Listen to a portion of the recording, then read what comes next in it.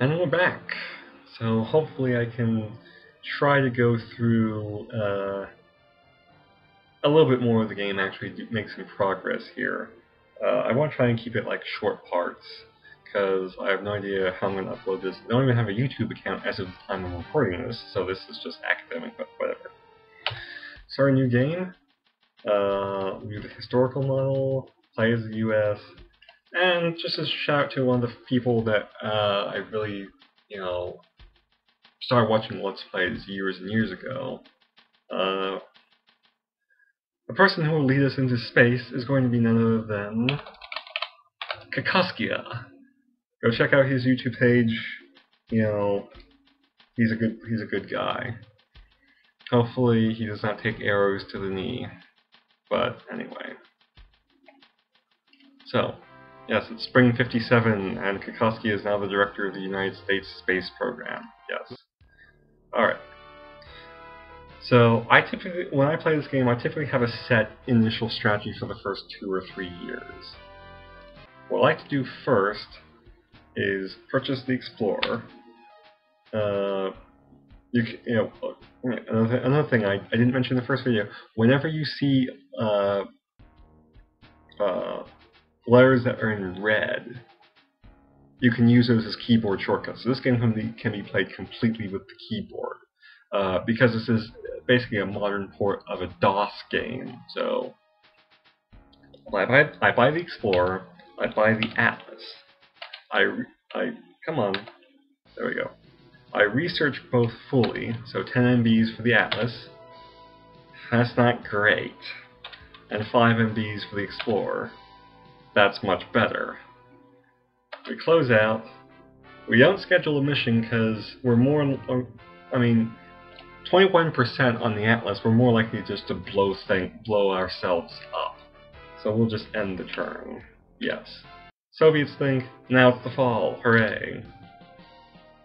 Yes, R&D improvement. Okay, so you get like the actual game news, like there's like Operation Paperclip. You also get these little historical blurbs, like the fact that the Detroit Lions actually won an NFL championship once. So, with our 13 remaining MBs, we go back. You can see now, because we had that Operation Paperclip thing, it now says research strong plus 1% per team. Yeah, that's some little things this game actually does better. It actually tells you when your research is high or low. It tells you how much money you have when you're trying to auto-purchase things. It tells you how many missions your astronauts have flown. Yeah, it basically corrects some things, adds some improvements from the original Buzz Aldrin's Race into Space, as the original game was known. So we'll research our Atlas for 10. That's not great, but I think we'll schedule a mission anyway. I think we can get up into the 60s next turn. The remaining 3 we'll throw on the Explorer, and the Explorer is pretty much ready to go. We just need the rocket to be ready. So we'll go to our Administration, Future Missions, assign a future mission to Pad A. We'll assign our Orbital Satellite mission. I didn't explain it in the first video because I wanted to keep it kind of short, but you can assign missions here to your various pads. It tells you what the pad is, the mission type, so it's the first mission in the game, whether it has a duration or not. Unmanned missions have no duration, but for manned missions, the length of the mission is its duration. I'll hit reset, always brings you back to nothing. The 5 buttons here are just different parameters of a mission that you can have. An unmanned mission, or manned missions of durations A, B, C, D, E, and F in a pie chart. Whether the mission involves docking or not. Whether the mission involves an EVA, a spacewalk, or not.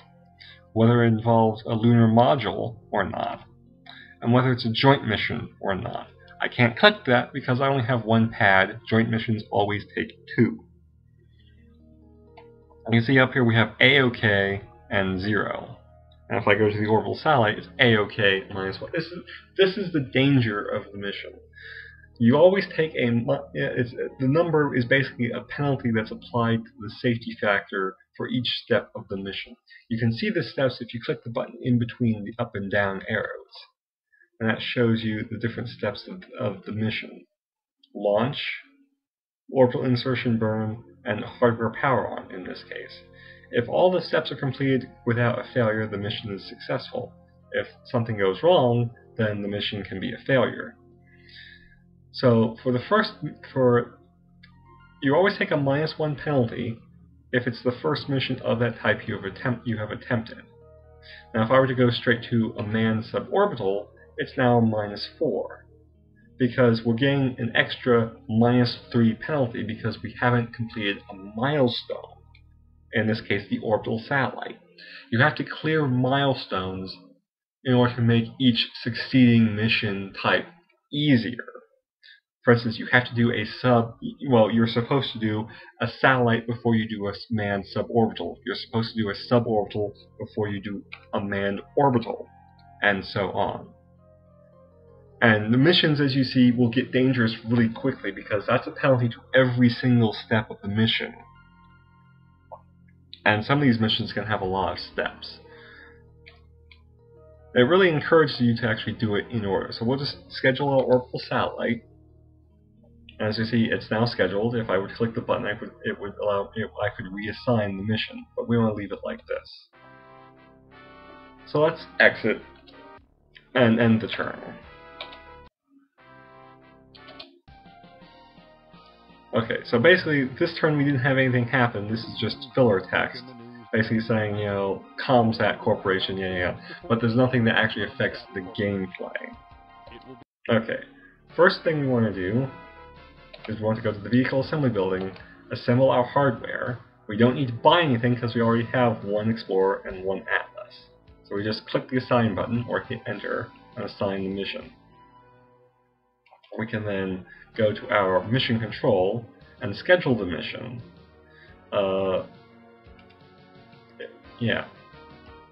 Nothing's happening when I'm clicking this, but I'm just clicking to show that's a button.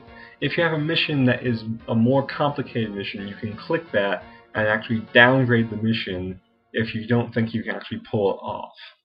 You can also rush the mission. Right now we're scheduled for May. You can bump it up, but that has a penalty both in terms of additional cost and in terms of a safety factor penalty because you're rushing the mission. I never rush, I don't use it, it's pointless. Sign the mission and it's ready to go. You can see that sitting here on the launch facility. Now we could scrub the mission if we wanted to, but we don't want to. The important thing here is R&D our rocket for another 10. 61% is about the minimum I would risk it. Go to our Explorer, go for 5. We're maxed out on the R&D. We're at max R&D of 95, so that's good. We'll schedule another orbital satellite in case this one doesn't work. And what we want to do now is see how the astronaut recruiting button now has astronauts in it.